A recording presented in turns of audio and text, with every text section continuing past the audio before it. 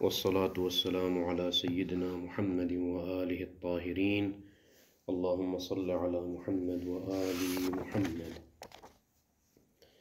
وفيه أن اعتبار الإقباض والقبض في المعاطات عند من اعتبره. یہاں سے شیخ اعظم انصاری محقق تستری پر اعتراض کرتے ہیں، چونکہ محقق تستری نے معاطاتی فضولی معاطاتی کو قبول نہیں کیا، سابقہ درس میں بیان ہوا۔ اور ان کا دوسرا اعتراض یہ تھا کہ بھئی جو ہے معاطات منوط اور مشروط ہے تراضی اور قصدی باہیہ تملیک کے ساتھ، اور یہ دونوں تراضی اور قصدی باہیہ تملیک کے وظائف مالک میں سے ہیں، تو غیر مالک سے ان کا صدور قابل تصور نہیں ہے۔ یہ پہلی وجہ تھی اشکال میں، اور دوسری وجہ یہ بیان ہوئی کہ اگر ہم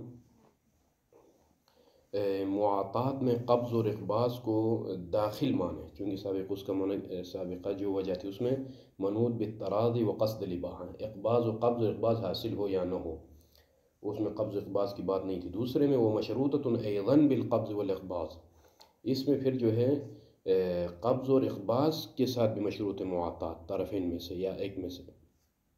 طرفین میں سے ایک میں سے، لیکن مطلق قبض و اقباض نہیں بلکہ مقارناً للامرین، وہ قبض و اقباض جو ان دو امروں کے ساتھ مقارن ہو، جو کہ پہلی والی وجہ میں وہ دو امر بیان ہو گئے، تراضی مالکین اور قصد اباحہ تملیک، ان دو کے ساتھ مقرون ہو۔ تو جب قبض و اقباض کے ساتھ مقرون ہے، اور تو پھر یہ قبض اور اقباض کس کی طرف سے ہونا چاہیے؟ یہ جو ہے مالک کی طرف سے، بلے مالک کی طرف سے یہ قبض اور اقباض ہونا چاہیے۔ ولا اثر له الا اذا صدر من المالک، اور یہ قبض اور اقباض کی جو بات ہے وہ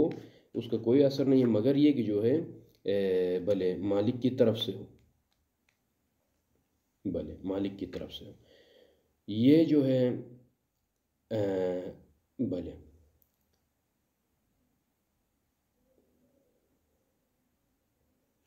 مالک کی طرف سے ہو یا مالک کی طرف سے جو معذون ہے اس کی طرف سے ہونا چاہیے، بس لہٰذا اب آ جائے فضولی معاطاتی میں، آپ ملاحظہ کر رہے ہیں کہ جو ہے اس معاطات کا کوئی اثر نہیں ہے، اس لیے کہ یہاں پر نہ تراضی مالکین ہے، بلے نہ جو ہے بلے نہ قبض و اقباض جو کہ مقرون بتراضی مالکین ہو، وہ بھی نہیں ہے، لہذا معاطاتی فضولی قابل قبول نہیں ہے۔ شیخ اعظم فرماتے ہیں وفی ہے، اولاً یہ جو قبض اقباض کی جو شرط ہے وہ مشروط ایضاً بالقبض والاقباض من الطرفین، اس پر شیخ اعظم اعتراض کرتے ہیں کہ بھئی ان اعتبار الاقباض والقبض فی المعاطات عند من اعتبرہ، اس فقیہ کے پاس جس نے اس قبض اور اقباض کو معتبر جانا ہے، چونکہ دو چیزیں سامنے آئی نا، معاطات آیا تراضی طرفین و قصد اباحہ و تملیک، اور دوسرا نظریہ گویا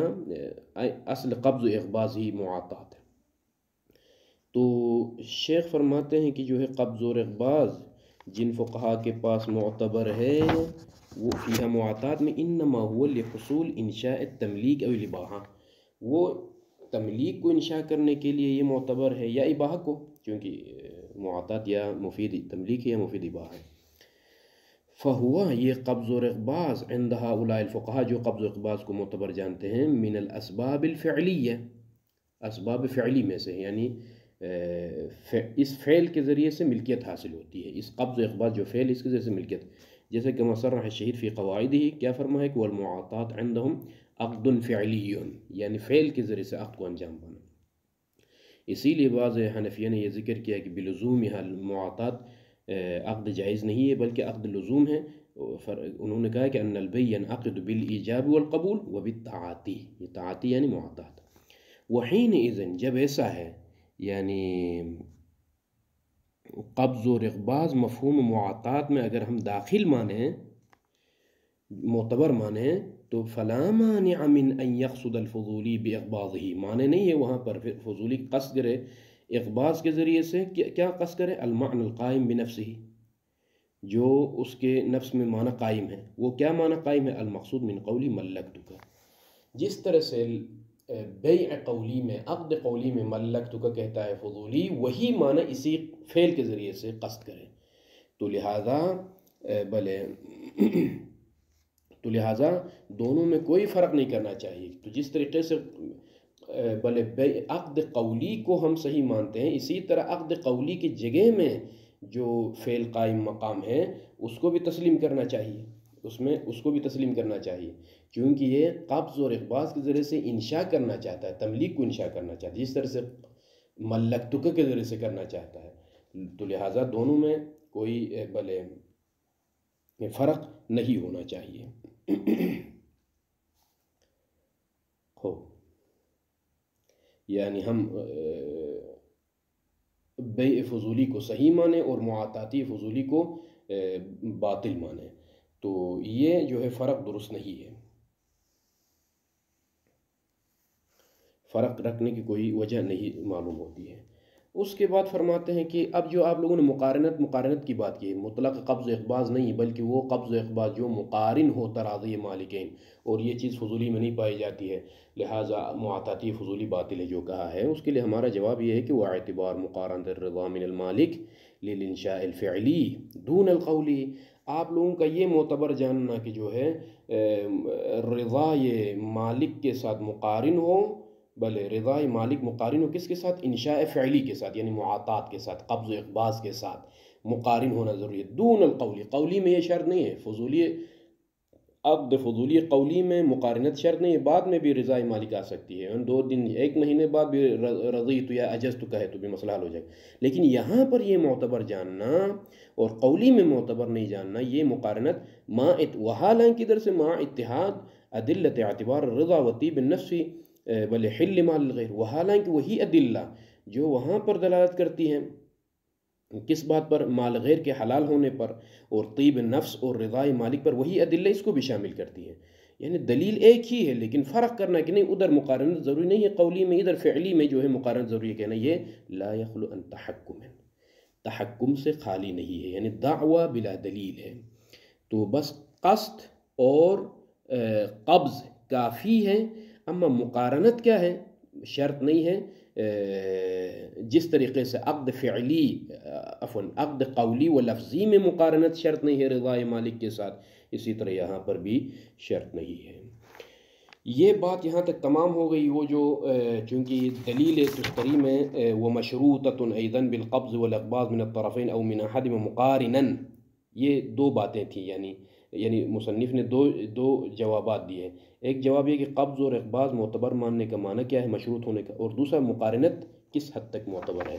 اب اس کے بعد اس سے پہلے کیا کہا تستری نے؟ منوطۃ بالتراضی وقصد الاباحہ او التملیک وہما من وظائف المالک ولا يتصور صدورهما من، ولذا ذکر الشہید الثانی مثلا، وظائف مالک میں سے ہے، اسی لیے شہید ثانی کی ایک عبارت نقل کی تستری نے کہ مکرہ اور فضولی قاصدان لفظ ہے دون المدلول، مدلول کو قصد نہیں کر سکتے کیونکہ مدلول کو قصد کرنا مالک کا کام ہے. تو یہ جواب دیتے ہیں شیخ اعظم انصاری وما ذکرہ من الشہید، شہید سے جو نقل کیا ہے شہید ثانی سے، لا یجدی فی ما نحن فی، ما نحن فی جو کہ فضولی معاطاتی ہے اس کے لیے وہ فائدہ مند نہیں. کیوں؟ لأن لا نعتبر فی فعل الفضولی ازید من القصد الموجود فی قولہ. اس لیے کہ جو ہے ہم معتبر نہیں سمجھتے ہیں فعل فضولی میں، معاطاتی فضولی میں، ازید من القصد الموجود فی قولہ. قول فضولی میں جو قصد موجود ہے اس سے زیادہ کسی چیز کو ہم معتبر نہیں سمجھتے ہیں، بس قول فضولی میں جو چیز ہے وہی فعل فضولی میں بھی معتبر سمجھتے ہیں. اور قول فضولی میں کیا ہے؟ وہی ارادہ استعمالی، جدی ہونا ضروری نہیں ہے، استعمال اللفظ یہی کافی ہے، لفظ کو استعمال کیا ہے، ختم. اب جو ہے جدی و حقیقی جو ہے ضروری نہیں، اس پر کوئی دلیل نہیں ہے. بلے خوب لعدم الدلیل، اس لیے کہ جدی پر دلیل نہیں ہے ہمارے پاس. ولو ثبت، اگر ثابت بھی ہو جائے اسی یہ جدی چیز، لثبت منہ اعتبار المقارر فی العقد القولی ایضا، پھر عقد قولی میں بھی یہی چیز ثابت ہونی چاہیے. بلے ولو ثبت یعنی اگر کوئی یہ جدیت مدلول کو قصد کرنا فعل فضولی میں اگر یہ ثابت ہو جائے تو پھر یہی چیز پھر لثبت منہ اعتبار المقارنہ فی العقد الفضولی فی العقد القولی ایضا، وہاں پر بھی یہ چیز ثابت ہونی چاہیے. خوب الا ان یقال، مگر مصنف کہتے ہیں کہ مگر یوں کہا جائے کیا، ان مقتضى الدلیل، یعنی اصل اولی اور دلیل کا تقاضا کیا ہے، ذالک، یہی اعتبار مقارنت ہے فی العقد القولی میں، ٹھیک نہیں، خرج عنہ بالدلیل معاملۃ الفضولی اذا وقعت بالقول، لیکن اس اعتبار مقارنت سے بلے کیا چیز خارج ہو گئی ہے، وہ بیع فضولی جو قول کے ذریعے سے ہو، فعل کے معاطات نہیں، قول کے ذریعے سے ہو، وہ اس اعتبار مقارنت سے جو ہے کیا ہے، بلے اعتبار مقارنت سے بیع فضولی قولی خارج ہو گیا ہے، خرج عنہ بالدلیل معاملۃ الفضولی اذا وقعت بالقول۔ اگر یوں کہا جائے تو ممکن ہے پھر جو ہے مستثنی منہ میں، یعنی کیا مطلب مستثنی منہ، یعنی وہ عقد جس میں مقارنت معتبر ہے اس میں پھر جو ہے فضولی معاطاتی باقی رہے گا، باقی جس کو مستثنی کیا گیا ہے وہ صرف فضولی قولی ہے کہ جس میں مقارنت شرط نہیں ہے دلیل خاص کی ذریعے سے۔ یوں کہا جائے تو یہ امکان ہے کہ پھر مقارنت معتبر ہوگی معاطاتی میں، اما قولی میں نہیں، اس لیے کہ یہاں پر ہم قائل ہو گئے مثلا جو ہے دلیل خاص کی وجہ سے یہ خارج ہو گیا ہے۔ لیکن مصنف فرماتے ہیں کہ لیکنک قد عرفت ان عقد الفضول لیس علی خلاف القاعدہ، بلے یہ بیان ہوا کہ جو ہے فضولی خلاف قاعدہ نہیں ہے، بلے فضولی خلاف قاعدہ نہیں ہے، تائین کہ آپ یوں کہیں کہ جو ہے بلے خلاف قاعدہ ہونے کی صورت میں قدر متیقن پر اکتفا کیا جاتا ہے اور وہ قدر متیقن صرف بیع فضولی ہے، وہاں ہم مقارنت کے قائل نہیں ہو جائیں گے، ایسا نہیں ہے، اس لیے کہ عقد فضولی خلاف قاعدہ نہیں ہے تائین کہ آپ قدر متیقن پر اکتفا کرو گے، بیع فضولی باقاعدہ قاعدے کے مطابق یہ بیع فضولی واقع ہوتی ہے، تو جب قاعدے کے مطابق ہے تو پھر جو ہے فضولی بلے معاطاتی ہو یا فضولی قولی ہو فرق نہیں ہونا چاہیے، ایک میں معتبر ہو ایک میں معتبر نہ ہو، نہیں، تو بلے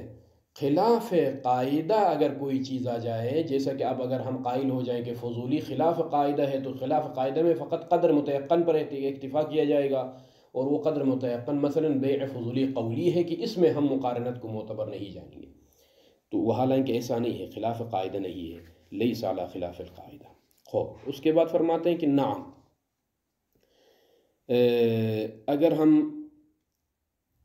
یوں کہیں کہ بلے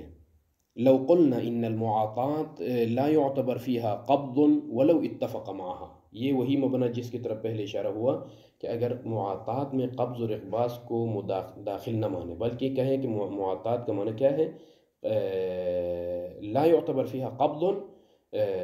ولو اتفق معها، اس معاطات کے ساتھ اگرچہ قبض وجود میں آ جائے لیکن قبض معتبر نہیں ہے، اتفاقاً اگر قبض وجود میں آ جائے تو حرج نہیں ہے، بل السبب المستقل کیا ہے معاطات میں، ہوا تراضی المالکین بملکیت کل منہما لمال صاحبہ، دوسرے مال کے ملکیت کے لیے ہر ایک جو ہے، ہر ایک اپنے مال کو دوسرے کی ملکیت میں دینے، دوسرا والا اپنے مال کو اس کی ملکیت میں دینے کے بارے میں راضی ہو جائیں، یہی اگر معاطات ہیں، اب مطلقاً کہیں ملکیت کل منہما لمال صاحب مطلقاً ہو، او مع وصولہما یا ایک دوسرے تک، یعنی مطلقاً سے مراد ایک دوسرے کے مال پہنچے نہ پہنچے، او مع وصولہما یہ مطلقاً کے مقابلے میں، یا دونوں کے عوض ایک دوسرے تک پہنچنے کے ساتھ، او وصول احدہما یا ایک میں سے ایک مالک کا مال دوسرے تک پہنچے مثلا، تو اگر یہ کہیں کہ معاطات یہ ہے، لم يعقل وقوعها من الفضول، پھر جو ہے اس طرح کا معاطات جس میں صرف تراضی مالکین ہو، پھر یہ فضولی سے واقع ہونا معقول نہیں ہے۔ کیوں معقول نہیں ہے؟ اس لیے کہ جو ہے فضولی مالک نہیں ہے، تاکہ جو ہے جب مالک نہیں ہے تو پھر تراضی نہیں ہے، جب تراضی نہیں ہے تو پھر جو ہے معاطات ہی وجود میں نہیں آئی، اس کا مطلب قبض اور اقباض نہیں ہے معاطات، بلکہ ہم نے کیا کہا تراضی مالکین، تو فضولی مالک نہیں تاکہ تراضی متحقق ہو، لہذا فرماتے ہیں کہ یہ پھر جو ہے بلے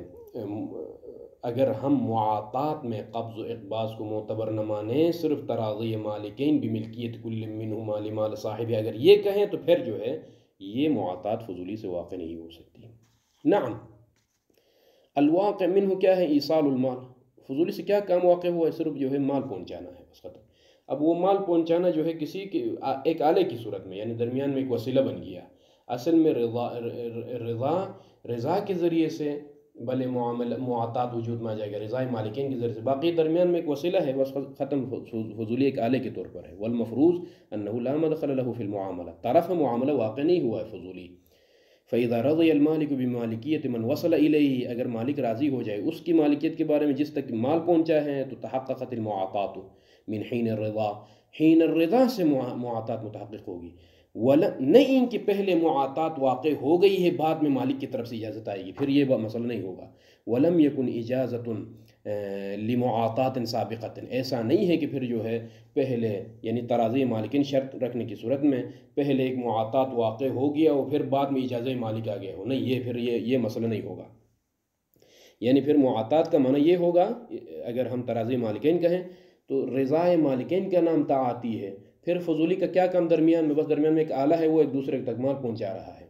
یعنی فضولی طرف معاملہ نہیں ہو گیا، یعنی معاطات وجود میں نہیں آئی ہے گویا، تا ان کی بعد میں راضی ہونا مالک کا یہ اجازت شمار ہو جائے، ایسا نہیں۔ تم شیخ اعظم انصاری فرماتے ہیں لیکن الانصاف ان هذا المعنى غیر مقصود للعلماء فی عنوان المعاطات، یہ معنی مقصود علماء نہیں ہے معاطات کے لیے، بلے یہ معنی کون سا معنی، یعنی فضولی صرف ایک آلہ ہے اور جو ہے باقی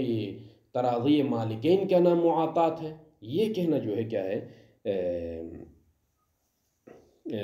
معاطات کے ساتھ منسجم نہیں ہے۔ وَإِنَّمَا قَصْدُهُمْ، قصد کیا ہے جب وہ معاطات کہتے ہیں، إِلَى الْعَقْدِ الْفِعْلِ،